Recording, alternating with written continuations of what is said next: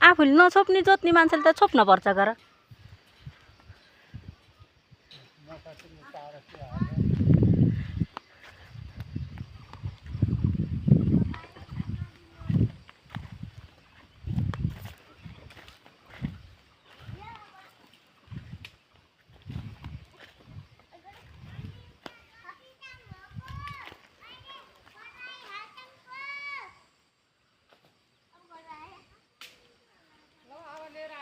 त्यसरी फर्काउँछ हेर त एक्लै हल लतारेर